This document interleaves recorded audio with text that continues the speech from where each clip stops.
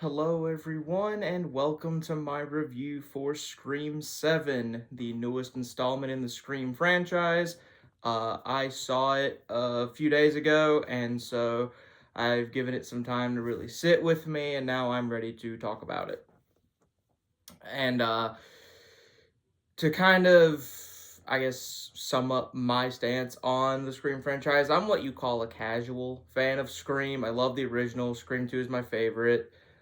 Scream 3 was decent. I liked parts of it. Scream 4 was alright as well. Scream 5 is my least favorite of the series just because compared to all the rest, it's the weakest one. Um, Scream 6 was a lot of fun. I got to see that one in theaters as well back when it came out and had a lot of fun with that film. Um, but Scream 7, this film has been surrounded in controversy and all of that. And I'm not gonna get into all of that because I don't care about the the politics and shit like that surround this movie and the boycotting. I just want to see the movie and whether it was good or not. Um, Scream 7 for me was a huge disappointment.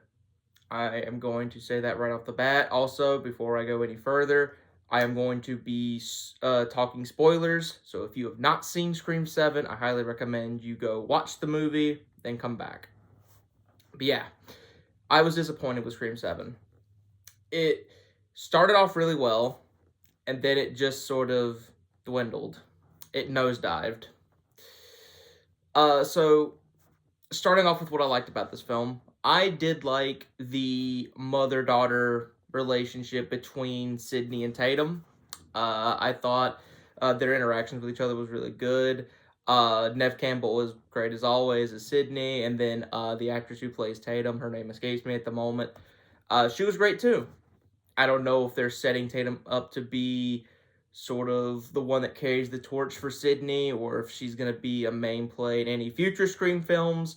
If so, I wouldn't actually mind that because I actually did think that her character was pretty solid. She was really likable. Uh, the kills were good. Now there is CGI blood. Um, and the CGI blood can take you out of the kill a little bit. It certainly did for me on a couple of occasions, but I thought the kills were pretty solid. I do like the fact that they kept some of the brutality that was from Scream 6 into this one. Because I do think, at least for Ghostface, you can have him be a bit more brutal, more gory with his kills, considering Scream has never really been like a franchise that's been really gory, but you can certainly push it a little bit. I mean, we're at 7 films now, so I mean, my favorite kill would be McKenna Grace's kill, where she is on the stage of this play and she's hooked up to all this equipment and she's flying around, and then Ghostface starts activating the machine and she starts flying back and forth across the stage, and then as she's flying, Ghostface is there and he's slashing at her, and then eventually he slices her gut open, and then you just see all her guts and blood spill on the stage. It is CGI when her guts do hit the floor, but it was a solid kill. Um, the kill in the bar with this weird kid who's like kind of antisocial. They try to make you think that he's the killer, but it's too on the nose. It's very obvious he's not the killer. And when he dies, his death was pretty cool too. But again, I think they lingered on it a bit too long, especially when they zoom in on his face, because what ends up happening is, sorry about that. What ends up happening is he gets put on he gets his head impaled through a beer tap, and then you just see beer and blood come out of his mouth, and it's a really gross solid kill. That and McKenna Grace's are my favorite kills of the film, but the scene is kind of ruined because they linger on it way too much, and you can see where it's a mix of like a practical effect and CGI, and the CGI is very noticeable. So it does take me out of the kill just a little bit because of that, but it was still overall a solid kill. Um, what else did I like about this film? The opening scene. If every Scream film has always had like a really solid opening scene, even Scream 5. which was my least favorite of the series. Even that one had a cool opening, and this one has a cool opening too, where you have this couple and they're going to the Stu Macher house, which is now basically just this museum or shrine dedicated to Stab. And they're walking around, and the boyfriend is the one that's like really into all of it. He's pointing out where, oh, this is where Sidney shot Billy Loomis in the head, and this is where Amber got set on fire or whatever. Like, he's geeking out like any horror nerd would. And the girlfriend, she's not really into it. She's not really having fun. And then they come across this Ghostface animatronic that just follows their movements. So you have the boyfriend just kind of waving his hands in front of it, and the motion detector's like moving around. They come back later to it, and it turns out it's actually Ghostface. So Ghostface ends up attacking them, stabs the boyfriend through like the temple, which I thought was a pretty solid kill. He chases the girl around, and then that's when the moment happens you see in the trailer where she's holding on to the chandelier, and then she falls, and then Ghostface turns over and she falls onto his knife. And then Ghostface proceeds to set the Stu Macher house on fire, and he walks out. It's a badass moment, but I will say I have seen a lot of people, because I did watch a lot of Scream 7 reviews after this, and they did point out that this opening scene plays no significant role in the overall story of the movie. It is just here, which is true, because after this happens, they never mention it. They never mention the Stu Macher house burning down. There's never really a news report that the Stu Macher house has been engulfed in flames or it's burned down. Like, there's nothing. They don't reference it. They don't mention it. It just happens in the beginning, and then that's it. And speaking of Stu Macher, they should have, at least from my perspective and my opinion, if I were involved with the production of this movie, I would have kept Matthew Lillard coming back a secret, because I get that Matthew Lillard and the character of Stu Macher is very popular. He's one of the most beloved Ghostface killers. He's one of the OG Ghostface killers. They should have waited. They shouldn't have announced that he was coming back, because I get that they're trying to hype up the movie. They're trying to get the fans excited, like, oh, Stu Macher's back. He's coming back. Well, he does kind of come back. And this, for me, is where the film starts to dwindle. Because you have Sidney, who's working in a coffee shop, and she's just doing her work, and then she gets a call, and it's Ghostface.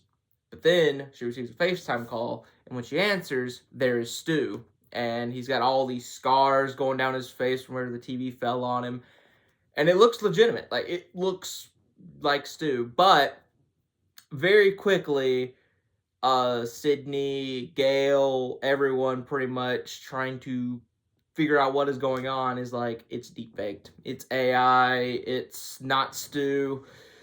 And this film keeps playing with you that Stu is alive. And they've been playing this since, I think, Scream 5 or 6. I definitely know they did it in Scream 6, where they basically have just been teasing the hell out of us that Stu is alive, or that Stu may not be dead, or whatever.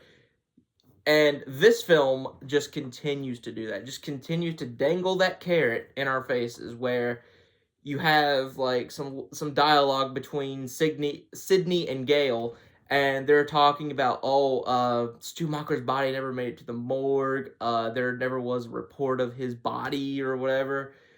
And then they go, so they end up at this mental institution because they get attacked by Ghostface in their home. Sidney and Tatum and Sidney's husband, whose name escapes me, but they end up getting attacked by Ghostface in their house, and it's a really good scene. You have Ghostface going toe to toe with the husband. You have Ghostface stabbing Sidney and Tatum through the wall, trying to kill them. It's a really good scene. But then it ends with Ghostface getting hit almost cartoonishly like. he gets hit by a car, which happens to be driven by Gale, and that's her big introduction into the story. And what ends up happening is they find out after they unmask the Ghostface that Gale ran over that it is just some mental patient, which we do see earlier, that is eyeing Sydney in her coffee shop.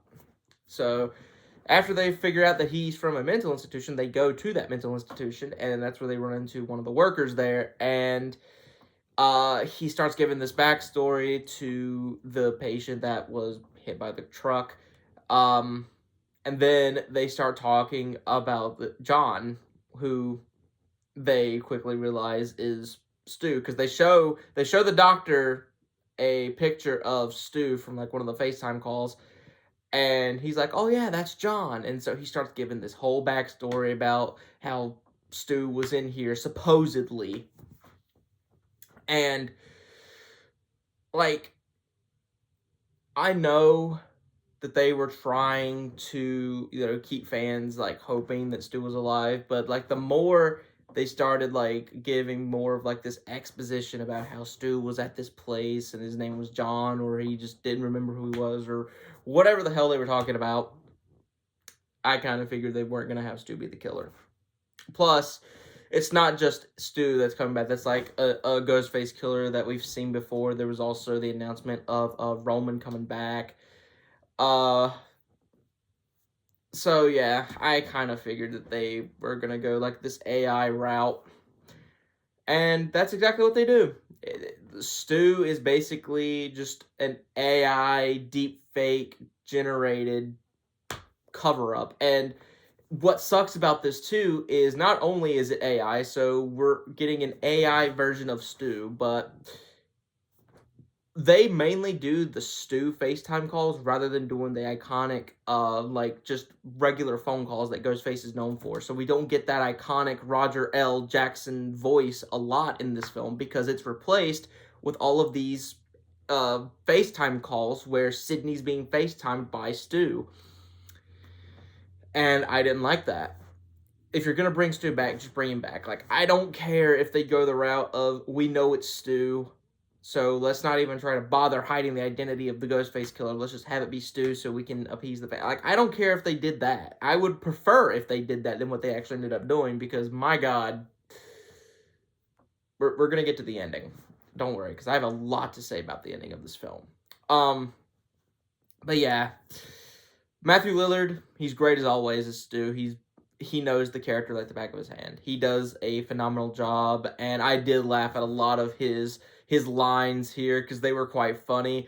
Like there's a scene where they're on FaceTime call with Sydney and Gale, and then Gale, they pretty much like make a joke about the Melissa getting fired or whatever, but it's Gale that says my contract wasn't renewed or whatever, and then Stu's just like, so don't care, not even a little. I loved that line. I thought Matthew Lillard was great. He's definitely Matthew Lillard. The opening scene and the kills are definitely like the highlights of this film. And Nev Campbell and Tatum. They are the highlights of this film. Everything else is mediocre at best. But another thing that I will say I did not like about this film was pretty much the fact that Tatum can sometimes be a little bit rebellious, which is understandable considering Sydney is sort of like that overprotective parent a little bit. And this is after her dad gets attacked by Ghostface. Well, at first I thought he was killed, but then they bring him back at the end where he's just barely hanging on by a thread. So yeah. You have Tatum, her boyfriend, who they call the Gen Z Billy Loomis, which is sort of funny, but I didn't really find it that funny.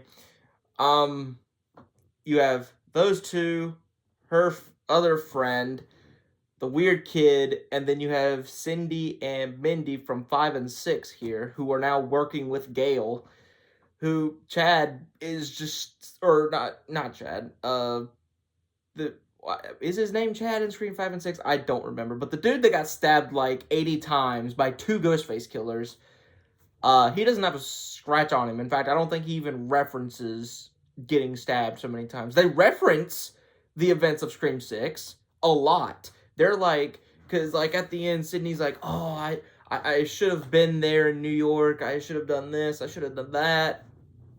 But yet,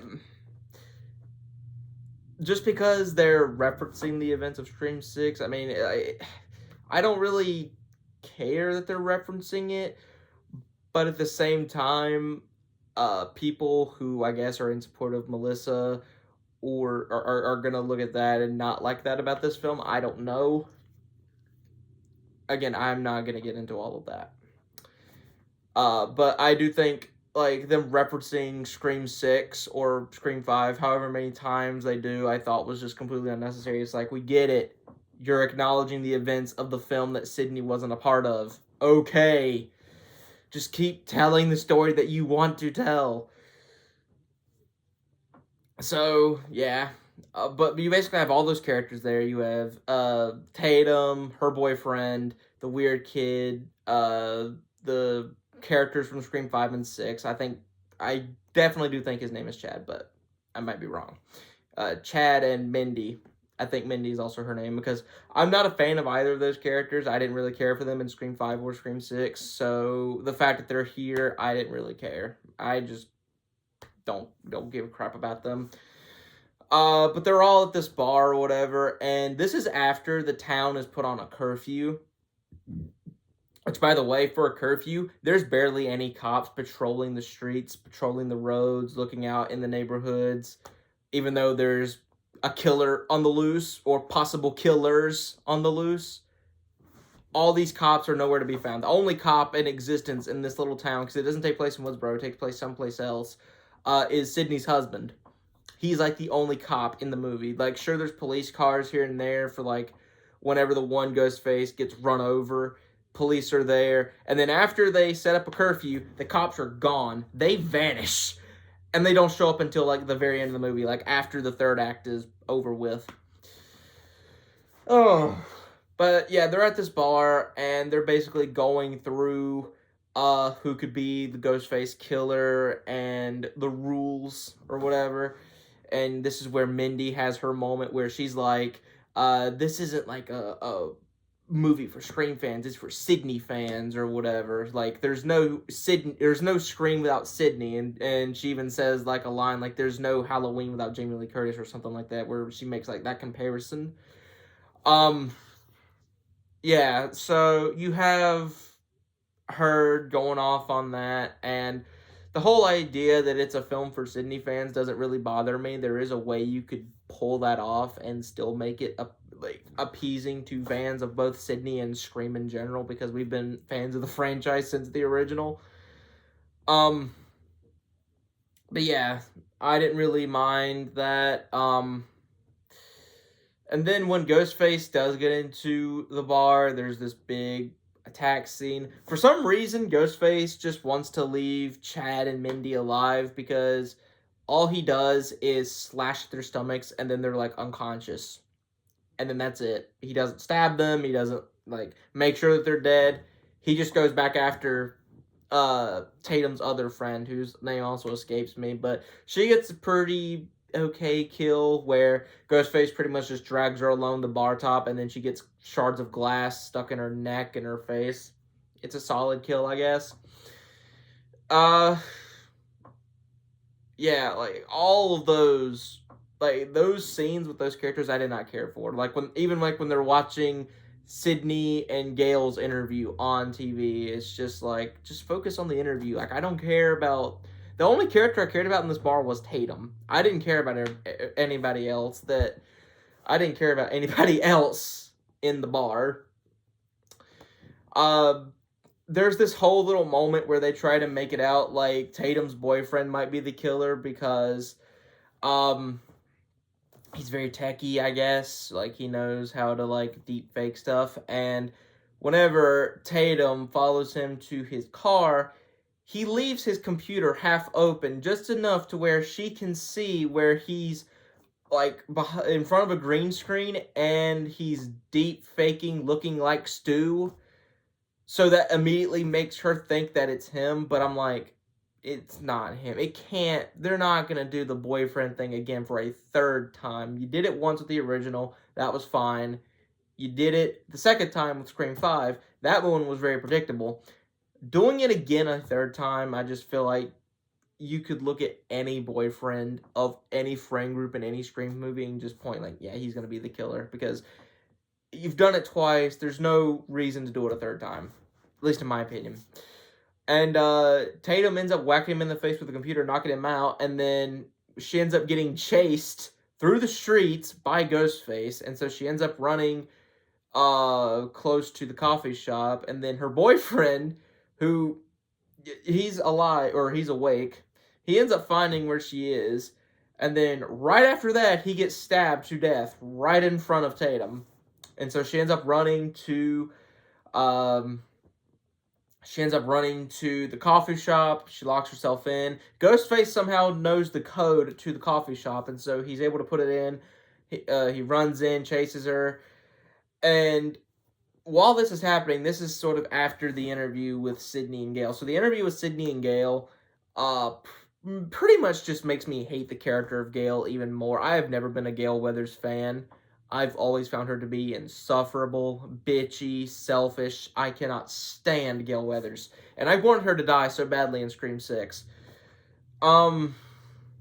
So they're having the interview on TV, as it's not even like Sydney just agrees to do the interview. She's doing it because they think that this will be a good way to get Stu to call them, or for the killer to call them, and they can, I guess, track the call.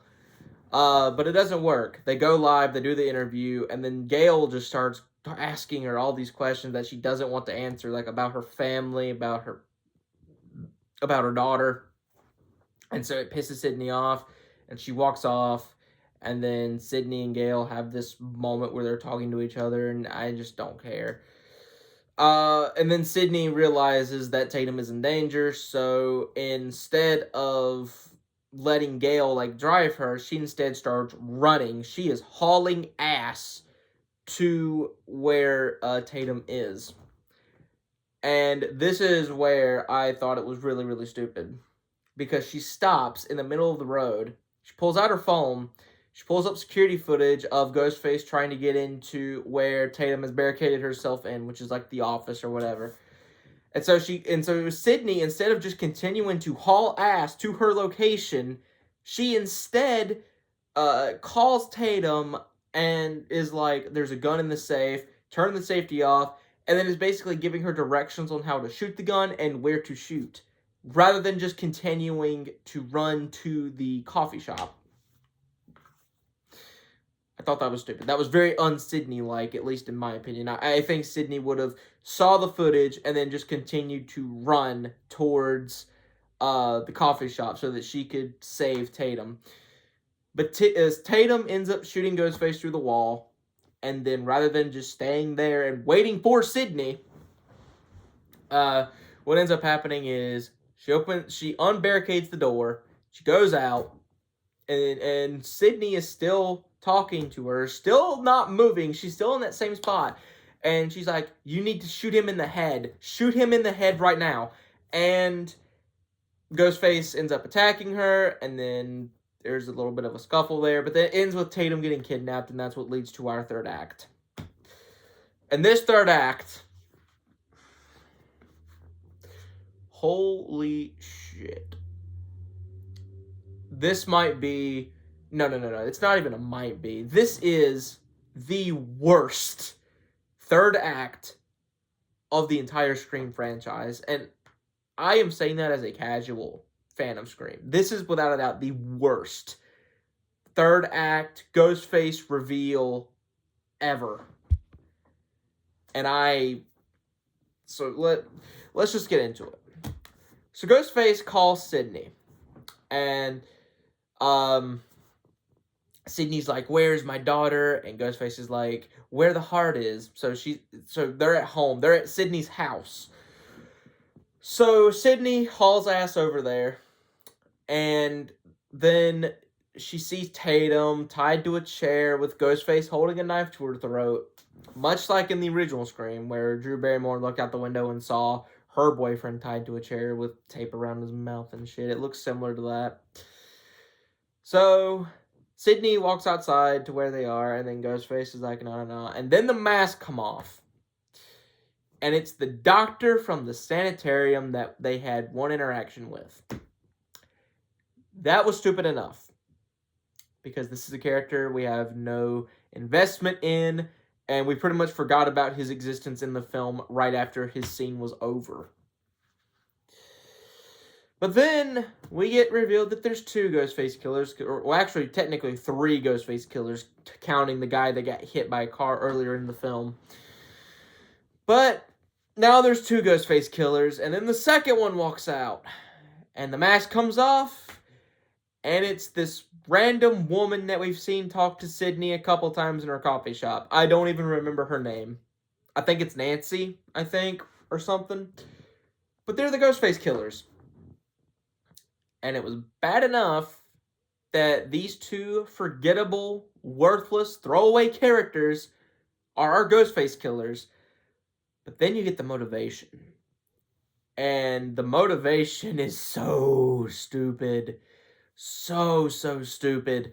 So, Ghostface's big motivation in this film, or Nancy's motivation, I'm just going to call her Nancy, because again, I don't remember her name, and I'm not going to bother looking up her name, because I hate this character a lot. So her motivation, pretty much, is when she was in a relationship with a very abusive man, she read Sidney's book. And that gave her the motivation to murder her husband. But then Sidney wanted to live a normal life. She just wanted to do her thing. She wanted to spend time with her family. Just have a very normal life. And instead of just accepting that and getting away with murdering her abusive husband, she decides that she's going to go to a mental institution, or I guess check herself in, meet a doctor and a patient there who also for some reason are just completely on board with, hey, let's become Ghostface and try to kill Sidney and her daughter. Why not? We'll get this very violent patient who's known to have a very violent past, who's also killed a bunch of people. We'll get him on it. And then the doctor, it's revealed that he has a background in deep faking AI, and that's how he was able to do the Stu face. That's how he was able to do Roman and Dewey, and that's how all these legacy characters were able to come back. It was all because the doctor knew AI and knew how to deep fake. And this woman wants to kill Sidney, or I guess traumatize her again, for like the millionth time as Ghostface, because trauma is her life, and that it'll make her want to, I guess, write another book. I don't know. This is the dumbest motivation for a Ghostface killer ever. By far the worst. The worst motivation, the worst Ghostface killers. Why?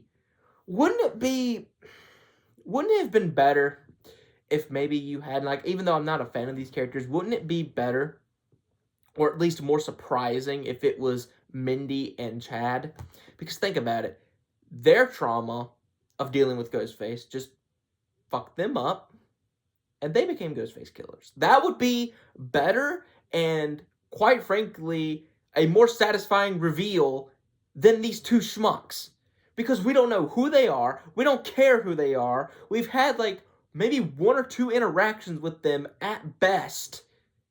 And then you get their motivation, and their whole motivation is Sidney didn't write another book? Sidney just wanted to live a normal life?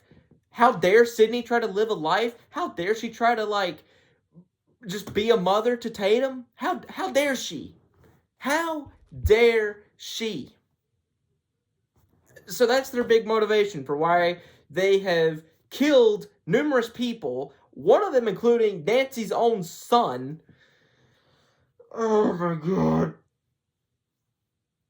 That's her whole motivation. That's their whole reason for doing it. It's so stupid.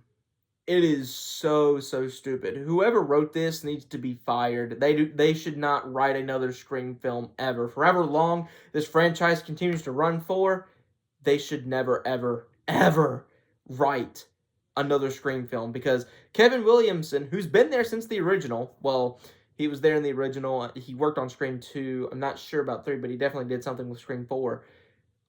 He has been with the Scream franchise for a while, but he's not the writer. He's only the director, so he is directing someone else's script. And whoever wrote this script did a horrible job. This is just such a bad motivation and such a bad reveal, because I will tell you, like, everything else up until this point I was able to forgive. Like, sort of like the inconsistencies here and there, some of the plot holes, some of the things I wasn't really like digging with this movie, I was willing to forgive as long as the reveal was good. And it's not. This reveal caused the movie the nosedive for me. It went from being like, oh, it's okay, it's decent, yeah, to this is the most disappointing film I've ever watched of this year. And I'm not gonna say it's the most disappointing I've ever seen, because I've seen a lot more films that are worse than this. But this is definitely top contender for most disappointing movie I have seen this year, and it's definitely up there because I've seen very few horror movies in theaters. I've seen a good many in theaters, but this and It Chapter 2 are like contenders for most disappointing movie that I have seen this year. So after you get this whole long-ass monologue, which gives the dad, who is somehow still alive, even though he's drenched in blood, he's somehow still alive after being attacked in the garage earlier in the film. He's able to cut the tape that is tying Tatum's feet together, and so they get the jump on the killers. Sidney immediately shoots the doctor in the head, so he's out for the count. But then Nancy runs into the garage. You have this little fight that happens, and it ends with Tatum and Sidney basically unloading on Nancy. Like, they shoot her like a good, like, 60 times in the face, to the point where you can see, like, her skull, like, her skeletal part of her face. And then that's it. That's the third act. What a waste. What an absolute waste of a third act. And this third act caused this movie to drop significantly for me. Because like I said, I was liking a majority of what was going on up until this point. But then those masks came off. And then Nancy started opening her mouth and going off about why she's doing what she's doing. And I hated it. Because you wasted all of these legacy characters just for them to be deep. Well, I can kind of understand Roman being a deep fake, since he for sure is dead. Dewey is for sure dead. Why not just have Stu be the killer? Just why not go in that direction? You're at 7 films now. If they are trying to go for this like realistic approach, then they are failing, because we're at 7 films now. 7 movies where different people have taken on the Ghostface killer persona and have gotten brutally fucked up because of it and killed. Why not just bring Stu back at this point? This is what the fans want. The fans want Stu. Just give them Stu. You gave us Stu technically, but it's not the way that we wanted him. We didn't want a deep faked AI version of Stu. We want the real thing. All I can say about this film, if you're a fan of Scream, check it out. Like, don't let my or anybody else's opinion change your view on the movie. If you enjoy Scream 7, if you love Scream 7, that's great. This, for me, was disappointing. I was hoping for so much more. Like, my expectations were higher, and my expectations just weren't met. There's some things that I like about this movie. There's some things that I really don't like about this film. There's some inconsistencies here and there.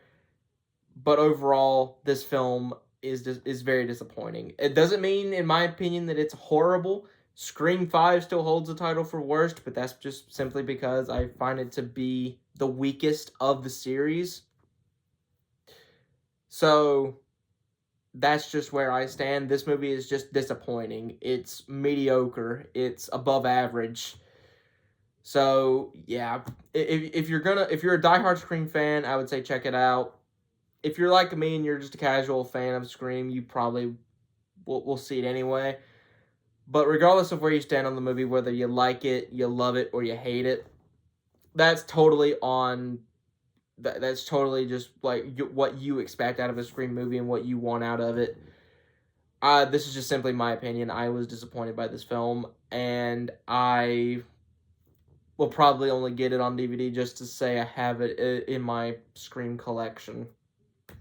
But yeah, Scream 7 was a disappointing movie. There's a lot of things about it that I was not really a fan of. There's a lot of mistakes, especially in the writing here.